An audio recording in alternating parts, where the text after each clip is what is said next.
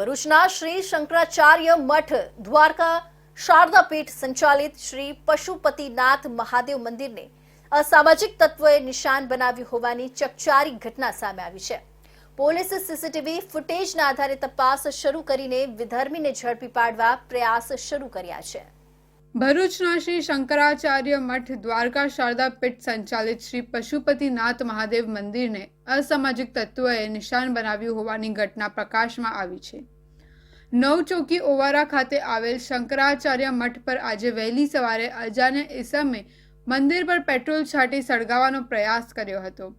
જૂના ભરૂચ વિસ્તારમાં નવચોકી ઓવારા ખાતે આવેલ શંકરાચાર્ય મઠ દ્વારકા શારદા પીઠ સંચાલિત શ્રી પશુપતિનાથ મહાદેવ મંદિરને આજે સવારના સમયે કોઈક અસામાજિક તત્વો દ્વારા સળગાવવાનો પ્રયાસ કરવામાં આવતા ભારે ચકચાર મચી છે।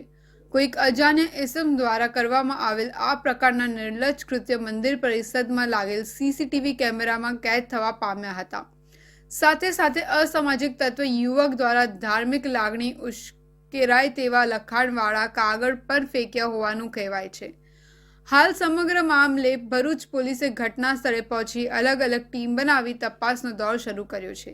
જો કે આ પ્રકારની કરતૂતો કોણ કરી શકે છે, શહેરની શાંતિ જોખમાય તેવા કૃત્યો કોણ ઈચ્છી રહ્યા છે તેવા અનેક સવાલો હાલ સમગ્ર ઘટનાક્રમ બાદથી ચર્ચાનો કેન્દ્ર બન્યા છે। આજે સવારે અંદાજે 5:30 થી 6 ની વચ્ચે એક બનાવ અહીંયા ભરૂચના એ ડિવિઝન પોલીસ સ્ટેશનમાં બન્યો છે, જ્યાં કોઈ એક ઈસમ આવી અને આ જગ્યા ઉપર જ્યાં ઊભા છે ત્યાં મઠ ઉપર કંઈ પદાર્થ નાખી એને સળગાવવાનો પ્રયત્ન કરે છે। એનું ફૂટેજ સીસીટીવીમાં આવ્યું છે।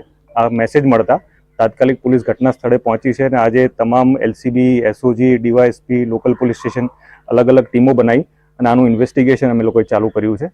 ગુનો દાખલ કરી દીધો છે અને આ જેણે બી કૃત્ય કર્યું છે એને તાત્કાલિક પકડવા માટે પોલીસની ટીમો સક્રિય રીતે આગળ વધી અને કાર્યવાહી કરશે।